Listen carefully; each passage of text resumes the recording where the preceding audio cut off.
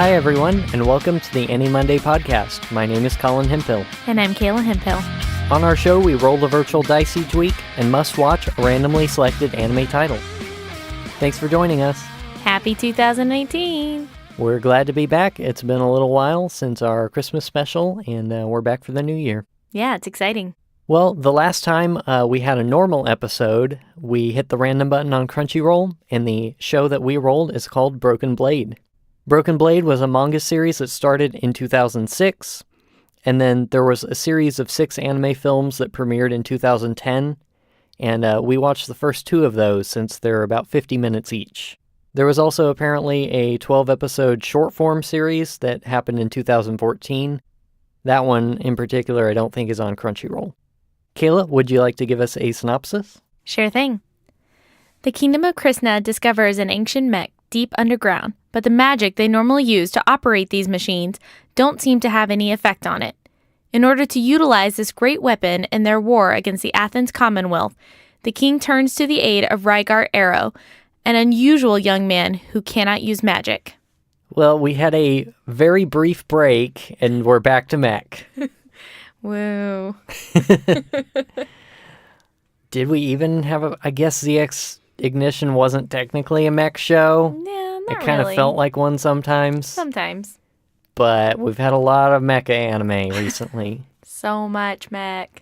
Which was to be expected, I suppose. Mm-hmm. But it seems like Crunchyroll has it out for us. It does. So as I mentioned in the background, this is more of a long-form anime. It's more kind of like hour-long episodes, and they call them films, but they're episodes. Yeah, definitely. It's a 6-part series. How do you think that felt? Like, just overall, since this is pretty different than the other shows that we've watched that have been all 20-minute kind of shows? It definitely felt different because it was hard.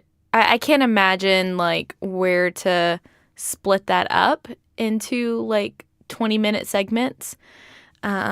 So I felt like it worked for the show to have it in a 50-minute kind of block.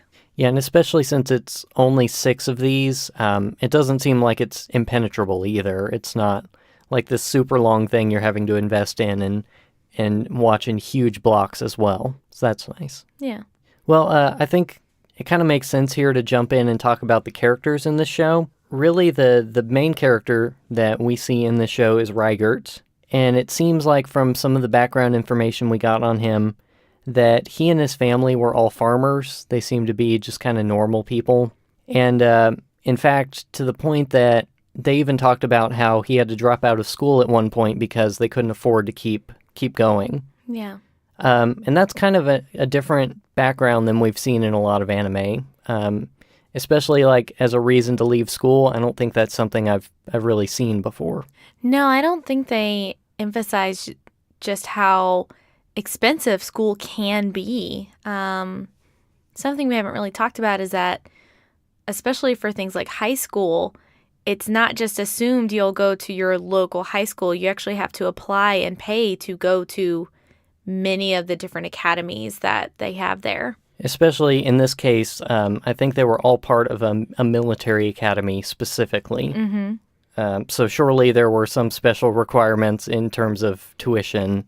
But yeah, I think it's interesting that we have this kind of character who comes from a poor background because we very commonly see the rich kid in anime, but it rarely goes the other way. Yeah, definitely. Anything about Rygart you noticed or want to talk about? There is one thing in particular that kind of struck me about this character. Something I was kind of thinking about that I kind of have to give some background. This world is inhabited by people who have magic, or at least something they call magic. That is their name for it, yes. Yeah, that's their name for it. But Rygart does not. And it's apparently like a genetic thing. They pass it from parent to child. And he and his little brother both do not exhibit any ability to wield magic. And so he really struggles in life because of it. He's bullied a lot. He can't use normal day-to-day sort of equipment because it's all powered by magic. And as I was kind of thinking about it, if you really want to think about it, is he could be really like a placeholder for disabled people living in an able-bodied world as somebody who can't operate the same way that everyone just assumes that you should be able to operate, and then is treated poorly for not being able to do something that people are just born able to do, and he wasn't. Yeah, like how you mentioned that normal things that they would use every day are powered by this type of magic, and that magic specifically is like they're all able to manipulate quartz, and they can use that in various ways by like moving it and shaping it, and they're able to power large devices because of that. But in this case, even like his family being farmers, all of their tools, a simple tool for farming is expected to be powered by quartz. And so the output and the efficiency of that farm is greatly decreased if he can't use those tools. Which is something that they talk about because his dad, in order to enable him in life and teach him that he can still survive, gets rid of all of those equipment that he had before and buys, traditional farming equipment. Yeah, and teaches him how to farm the land without using magic so that he can survive. And that's something people comment on is how could an unsorcerer survive for so long? And it seems to me that, if they enabled people, which they do in the show, if they find a way to enable these people to function, that they would actually thrive. Yeah. And I'm not 100% clear on the commonality of this instance. It seems to be extremely rare. Mm-hmm. It's less like My Hero where it's, a small percentage, but there's still a lot of people who don't have the abilities. This seems to be more like the 1 in a million kind of case. Yeah, definitely. People kept going up to him and saying, I've never met an unsorcerer before. Yeah. So right as we start with the story, we meet Rygart, and he is approaching what appears to be a palace of some sort. And pretty much right from the start of the show, we meet King Hodor, and this guy is awesome for 2 reasons largely, and these are dumb reasons. Mm-hmm. Number 1, he rides in a Pope-mobile, like almost literally. Mm-hmm. Number 2, he has a sweet owl that rides around on his shoulder. Yeah, it's really cute. Its name is Graham. Mm-hmm. It's funny that you mentioned those 2 things because that's pretty much all that I liked about him. Otherwise, to me, it seemed like he didn't really have much of a personality. And that could be because we haven't really gotten exposed to it yet. But those are the only 2 things standing out about him. Yeah, I mean, he seems, he's very cool-headed. Like, he never gets worked up in the show to the point of being like, maybe you should kind of freak out at this a little bit because they're in the middle of a war and some crazy things are happening. And he seems to not really react in any particular way. Yeah. In fact, one of the strangest things about him is that he is married to this girl named Sigyn, who was also one of their friends back at the military academy, and she is clearly not into him, and he's clearly not into her. They don't even seem to, stay in the same place, and she is shown, choosing to not wear her wedding ring at one point. But she is obviously into the main character, of course. Yeah. I actually found it interesting that there is only one scene that we have watched so far that they are even in the same room together. And in it, if the cast did not tell us that those 2 characters were married, then we wouldn't know it at all. Other than the one scene later on with her in the wedding ring. Yeah, it's even we know that she's the queen. Mm-hmm. They talk about her being royalty at certain points, and we know that he's the king. I don't even remember a specific time that they were like, oh yeah, those 2 are married. Only once when she goes up to Rygart and is like, why did you miss our wedding? Yeah. That was literally it. There is one frustrating thing about this character that I did not enjoy, which is I was really hoping they wouldn't turn her into a sex object. And they kind of did.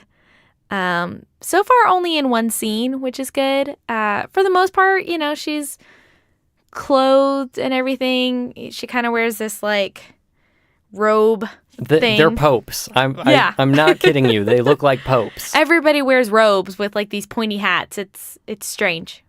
And there's this scene where they show her like waking up in her bedroom, which is separate from her husband's. And she has all these books scattered all over her bed because she's like crazy about research. And, she's in sleep attire, but she's sleeping in this weird position that nobody sleeps in. And, she's mostly naked. And it just spends a lot of time following, like when she wakes up, following her around in this half-dressed state. And I just have a feeling that that's not gonna necessarily go away. But for the most part, they do try to emphasize that she is brilliant, but a lot of people dismiss her. Like a lot of men who have authority in the show dismiss her authority and her brilliance. And that's such a shame because I really would have loved to see, people embrace their queen and how brilliant she is.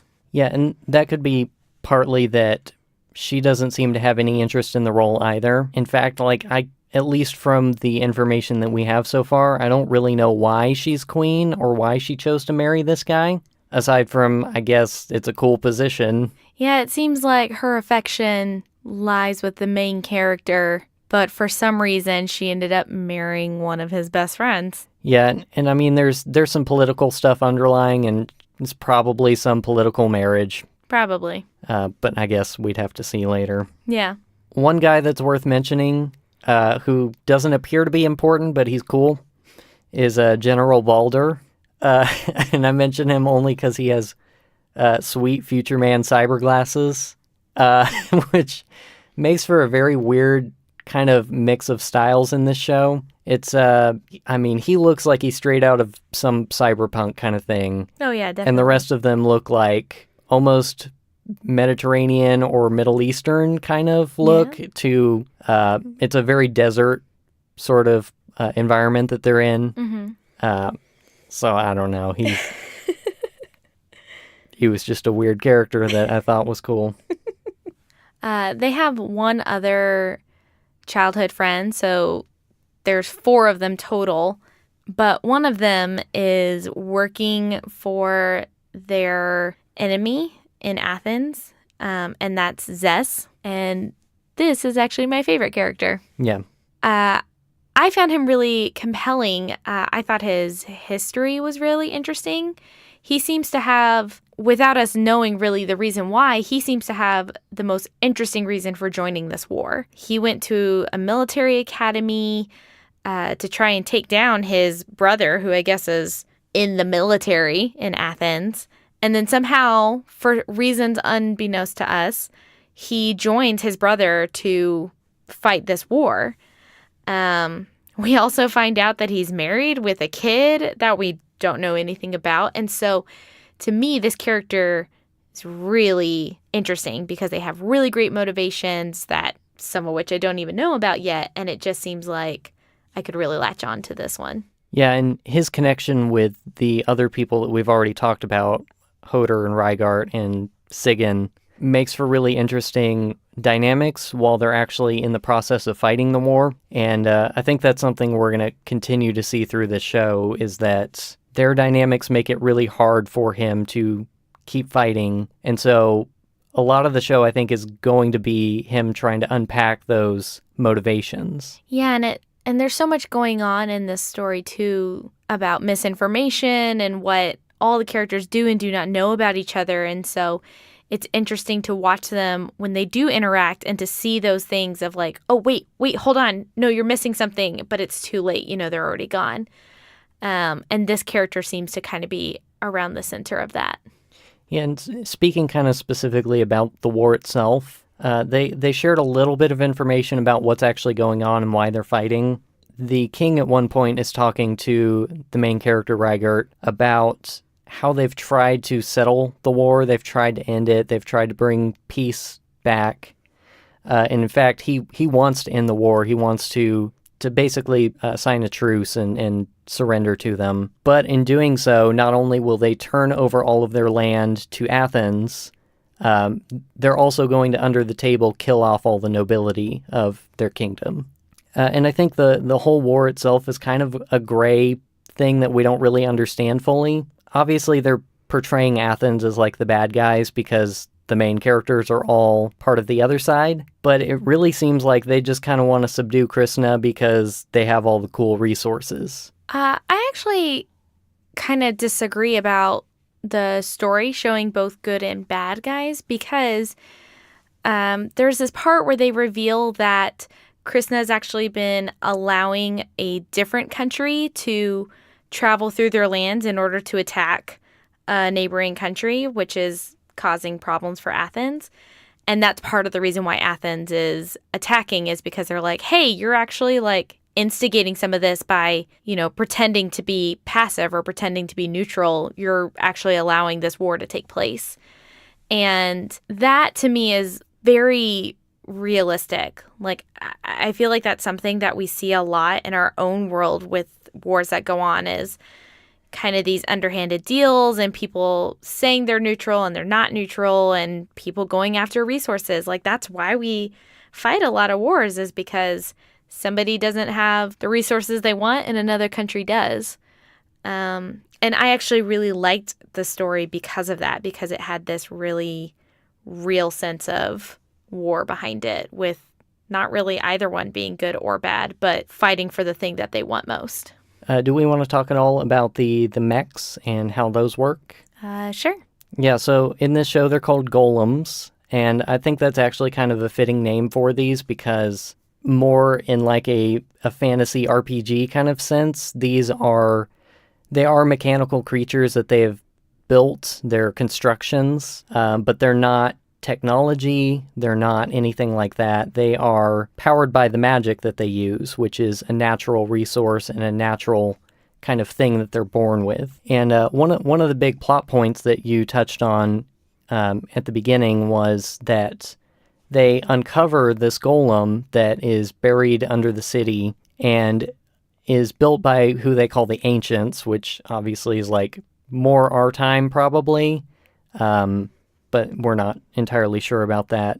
And none of the people there can get this golem to activate. Their normal magic that they would use to pilot these things doesn't work. And so that's why they call Rygart in as one of the few people who can't use magic normally. And of course, as soon as he steps into this thing, it works immediately. Yeah, he's definitely set up in this very common trope that we see a lot in mech shows. Being kind of the one true pilot. That said, at least they don't fall into the trap of him being instantly good at it. We spend most of these 2 episodes with him fumbling around, barely able to, take a step. Yeah, that's true. Well, anything else specific on the story or the characters that you want to talk about? One of the things that I wanted to say about Rygart is that he kind of reminds me of Shinji from Evangelion, and that he is really resistant towards being a part of this. Multiple times that he's approached about being a part of the war or even just being aware of it, he immediately goes to bail. He's just like, thanks for the news, I'm going to go take my brother and we're going to leave before this turns terrible and we lose our lives. But unlike Shinji, I feel like he approaches it with more maturity of an adult rather than how Shinji, being 14, handles it. He still has this inner conflict and he's bothered by the things that he has to see and encounter. At one point, he does get in his mech and he witnesses somebody dying, and that stays with him. We see some of the scenes afterwards where he goes and visits that person's grave, and you can see how upset he is. And I think it'll be interesting to see how that develops as he continues to participate, kind of against his own will. Yeah, and that specific case, too, was him making a move that him as an inexperienced person who basically dropped out of military school, like, made a decision that got multiple people killed.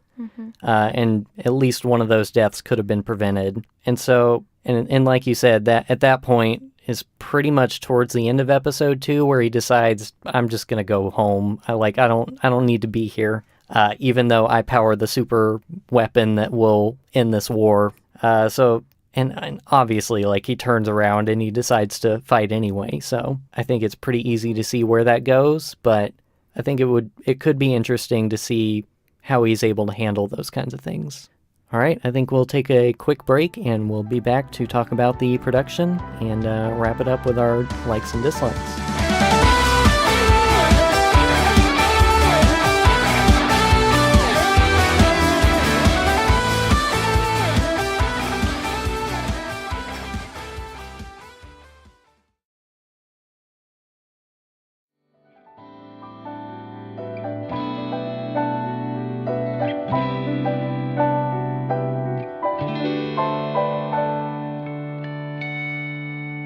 All right, and we're back.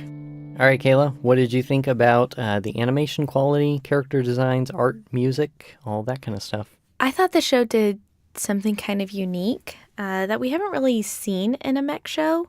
While not all the animation in the show was maybe as polished as some of the other shows that we've seen, it's really well done, especially when it came to the mech suits. Something that we've talked about in other previous mech shows is the shortcut that some of the shows will do, which is dump in some CG work in the middle of their hand-drawn style. And this show didn't really seem to do that. It seemed like everything was really seamless to the point where it is really hard to tell, like, if anything, really changed at all in the style of the animation. This is probably something they have a big advantage with, of being in a long-form show that is only a certain number of episodes long. This probably wouldn't have aired on TV. This might have been something you could buy on Blu-ray or you could stream it online. But I'm not sure that they would have just played these sequentially, meaning they don't have the deadlines that a traditional aired show has. And the fact that they're films means that they can, they might have crunch, they might have certain deadlines they're trying to make, but they're able to push boundaries because they have the budget and they have more time. The animation studio for this show is Production IG, which is pretty famous for a couple things, but some that we would know are Psychopaths. Oh, yes. Fooly Cooley, both the original and the remakes. Oh, nice. Not the remakes, but the new seasons. Mm-hmm. And the end of Evangelion, the film. Ugh. It was going so well. But, like, no matter what people say about the end of Eva and how, it's bad. It's bad. Some people would say it's bad. Some people would say it's his big, like, screw you to all the fans who didn't like the original ending. Mm-hmm. Pretty much everyone agrees that the animation is beautiful in that movie. And it shows here. Yeah. So I thought, in addition to, like, the mech animation being seamless, like you said, the environments are also pretty interesting. The action's good. The character designs are well animated. These people looked pretty normal, and despite their weird clothing, they were pretty well done. I think in terms of character design specifically, I talked about the guy with the weird sci-fi glasses for no reason. There was also one other pilot I noticed who wore those, like, pince-nez, those real tiny glasses that sit in the center of your nose. Mm-hmm. And I was like, what are you doing wearing those while you're driving a mech? Those won't help. They could. You don't know. I don't think so. Those are not action glasses. I think those are for reading. Maybe he needs to read his screen inside of his mech. Mm-hmm. You just mentioned the background work, and that's something I'd love to touch on a little bit. Is something we had talked about before is that the majority of the show takes place in a kind of desert area, which I think kind of lends its hand to the show in that when we see the mech battles, there isn't a whole lot of explosions and destruction and the big flash of stuff that happens in a lot of mech shows that, again, are kind of like shortcuts. It makes the fights more exciting than they probably are because things are just exploding everywhere. Yeah. And this show does not have that at all. They don't fight in any cities. It's pretty much exclusively out in the desert where there's these huge rocky walls that are kind of enclosing them. So really, there's not a whole lot that you see in the background. And it makes the fight so much more interesting in that you really see and feel every single thing. And you can see how well the animation is done because of that. Yeah, and that kind of leads me to one of the things I think is really interesting about this show, and I'll put it kind of less in the production notes that I have, and more in my general thoughts later. But to say on the point that, like, you don't see all those big explosions and things is that the fact that these are magic-powered robots makes them very different than the sci-fi robots that we normally see. Mm-hmm. That comes out in the animation, like you said, but it also comes out in other ways, too. Yeah, and I just think it's very interesting that they feel so different than most other mechs. Yeah, definitely. So that being said about the background, I do wish they had let us explore the world more because there's so little that we're seeing. Anytime that we are brought into the world of these people, we see so little of it. There's like 4 or 5 rooms that we've seen in total outside of the desert, and I just wish I could see more of this world, and that was kind of killing me because for long sequences during these mech fights, it's just desert. And that's fine that we're looking at mechs, but I really wish I could have gotten to see the kind of world that these people are trying to protect. And I just didn't get that, and that kind of bummed me out. Yeah, I think outside of, like, the scene where he visits a graveyard and we meet, like, the wife of that person, we basically don't see anyone who's non-military. We don't see, like, town markets, we don't see homes or anything like that. We spend very little time outside of, like, the battlefield and the palaces. Mm-hmm.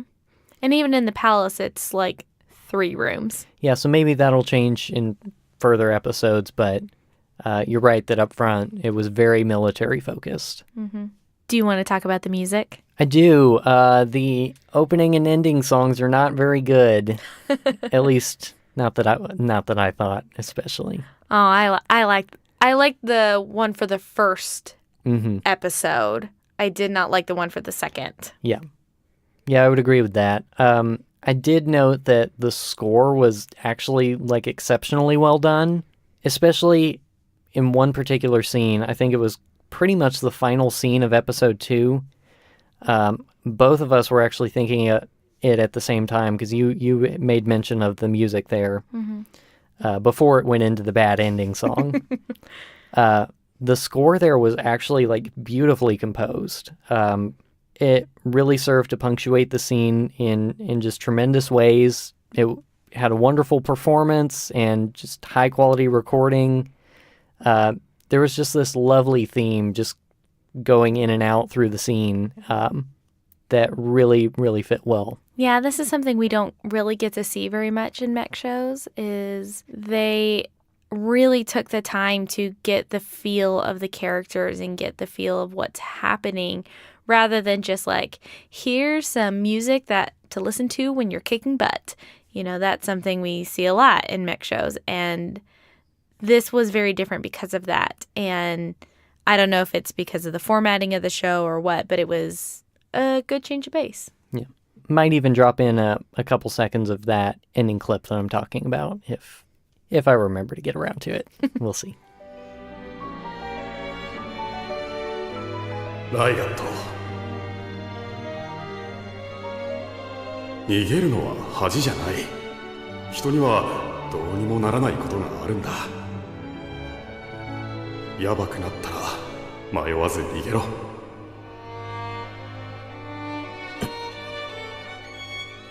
何をしているんだ、ライガット。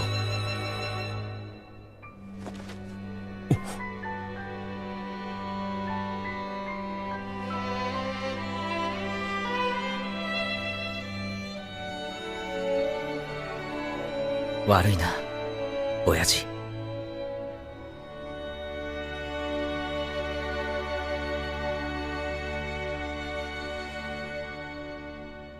Okay, would you like to close us out with some general thoughts, likes and dislikes, that sort of thing? So one thing we haven't talked about yet is that I actually started watching this show a little separate than you. And there is both the subtitles and the dubbed version of this show. And I tried watching both. And for me, that did not work. I was not partial to the cast in the dub, and I was so-so on the voiceover work in the subtitled version. And I think that just made it hard for me to engage with the characters because it just felt like their voices didn't really match up for me. And I just really had a hard time embracing them because there was something that just kind of struck a nerve with me, which was weird. Yeah, no, it happens. I mean, dubs have a bad reputation for a reason sometimes. I don't know about this one in particular. You only showed me a few seconds of it. As soon as you started playing it, though, to point out the main character, I was like, oh, that's Greg Aries. And I know that because I've, spent time with him at our local con because he lives nearby. Mm-hmm. And yeah, he's got an unusual voice, and it fits in certain places, and I don't know about this one, but... He sounds like Doug Funny. He does a little bit, yeah. From the show, Doug. And that image could not get out of my head the whole time I watched this, and I think that was just something that I had a hard time shaking. But one other thing that in line with kind of the voice acting was also the way that these characters talked. The script for the show was written with a lot of sentence fragments. I think of one scene in particular where Rygart is first learning to try and move his suit, and he keeps just speaking these short blip little sentences, and I just could not be more annoyed in that moment.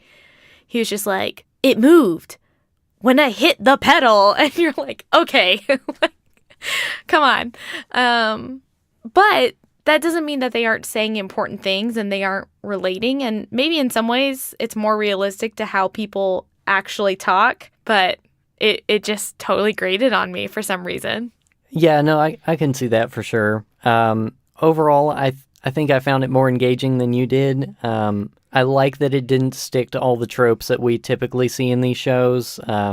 It was really kind of just so different from other mecha anime that we've seen so far that I maybe that was what influenced me to like it a little bit more. While they haven't explored the environment as much as we would like them to, I think overall what they were presenting was fairly interesting. The politics actually weren't boring, which is especially difficult in mech shows where politics are so heavy in the plot that they just bog everything down, and then the rest is big action scenes and nothing's actually happening. But in this one, it felt natural. It felt like the real world, and I think that helped move things along a little bit. Most of all, though, the mechanics of the magic and the way that they use those in the mechs is kind of what interests me the most. In fact, kind of what I took away from it is that the fact that they're using this magic and they're relying on it so much is what makes their mechs so weak.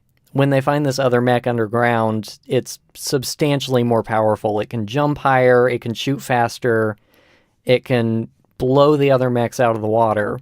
And you can see that in the animation, you can see it in the way the characters react, that when the normal mechs are shooting, it feels a little more like a bow and arrow than a gun.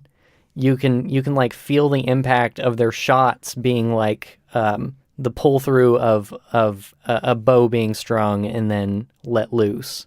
And you can see this in the fact that they have different types of ammunition that they use throughout the show. They have specific armor piercing ones, and they have anti-personnel ones. And when they switch those projectiles, you can see it and you can feel it, that these are slow. They're not that effective. They're not going to take down walls and buildings and stuff. These are mechs that are powered by magic, not by super technology. And I think that was really interesting to see. I also thought it was interesting that they did that with their sound design. Something I noticed before I realized it was about magic was that everything was substantially quieter than I thought it would be. Yeah. So you were talking about the general with the cyberpunk glasses. At one point, he comes up on the main character on like a motorcycle, and it was so quiet. Yeah. It was like a hybrid motorcycle, you know. I thought it would be so much louder until I learned about the magic. And that's something we see all the time it's softer. It's softer, it's quieter. Everything about the magic-enabled technology that they have is quieter. Yeah. And then when we have this suit, it is harder, it's louder, and it's stronger. Yeah. You see this too in things like one of the more inexperienced pilots gets up into the battlefield and is trying to shoot the enemy, and they look like they are so close. They're like a couple 100 feet apart maybe. And in these kinds of shows, you're talking about mechs flying through space, shooting at things miles away, and the bullets just go forever. And this person is like throwing a lob at the other one and just hoping that they can reach the target, not even like damage them, just hit them. So it's kind of cool how weak they are because of their magic. But that's the only thing they've known and that they have access to. There were things about this show that weren't great. You mentioned the one scene with Sigyn, but there's another character that we haven't talked about, and that is Cleo, who they say is 12 years old, and I don't believe them. Nope. Not only do they make her look not 12, they make sure to tell you all about her features and the fact that she is 12. Yep. So that's not good. No. She was also like best friends with one of the people who died in the show. And so I think she's going to be like a character who continues throughout the show. And I can see them making use of this character in certain ways that I'm not okay with. Yeah. So that's one thing that I think is troubling about it. And I'm not sure where it goes from here, but I don't know. One other thing that I do love, though, is that one of the opposing countries is called Orlando. It's the best. Yeah, all the other countries sound more like a country. They just had to throw a jab at Florida. Yeah. Yeah. All right, Colin. Would you watch more of this? This is going to get one of my coveted yeses, actually.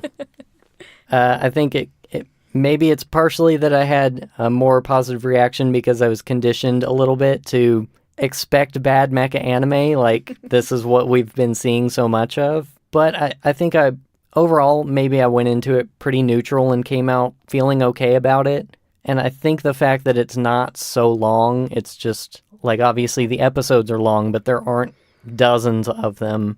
This is something that I think I could finish the last 4 and then decide whether or not I want to, feel positive about it or not. I don't feel like I'm investing all that much to finish it out and just see what happens. Yeah, so what do you think about? Would you watch more of this? My first instinct was to say no, but I think after talking with you, you have moved me into a maybe. I think I would watch it if you were watching it. If it were on, I would not leave the room. Mecha shows really aren't my jam. Mm-hmm. And so I think I approached this show kind of already having one foot out the door. And then there were just a few little annoying things that just kind of ate away at me that I feel like I just have a hard time embracing this show. And that's okay. But yeah, I don't think I'd go out of my way to go watch it, but I wouldn't turn it off if you had it on. All right, well, I think that about does it for this week. If you want to learn more about our show, you can visit our website at animonday.moe. That's animonday.moe.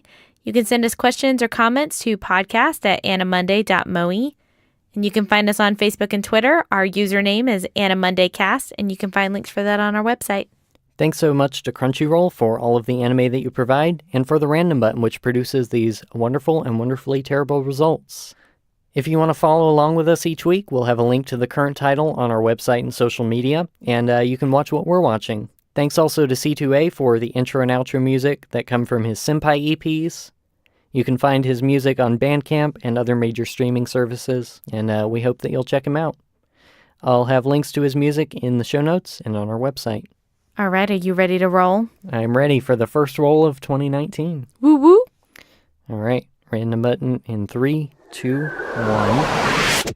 All right, the anime for this week is Cromartie High School. There's not a question mark in that. I'm unsure. I can't. And the first episode is called I Used to Be a Bad Boy Bragging Contest. All right. What are we about to get into? It doesn't have robots. It does not. I'm pretty sure. Oh, wait, there's a robot. There's no way. There's no way. This looks super weird. Oh, no. All right. Wish us luck. Yep. All right, I think that'll do it for us. All right. We'll see you all next week. Yep. Thanks for joining us, and we'll see you next time. Bye.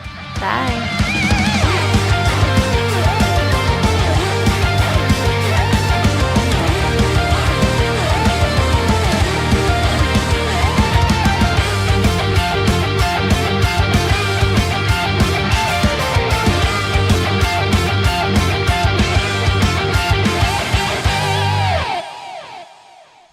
I've forgotten everything about podcasting. No. I don't want to start over. I'm sorry. I've forgotten everything. I don't know how to do this anymore. It's been too long. All right, I'll do it all by myself. Cool. Sounds great. King. Hello, and welcome to the AniMonday podcast. My name is Colin Hemphill. And I'm Kayla Hemphill. On our show, we roll the virtual dice each week and must watch a randomly selected anime title. Thanks for being here. Colin's the best husband. And the greatest podcaster in the whole world. Why do I sound like I'm 90? Is that how you think I sound? I don't have a falsetto. I'm not going to try. That's fair.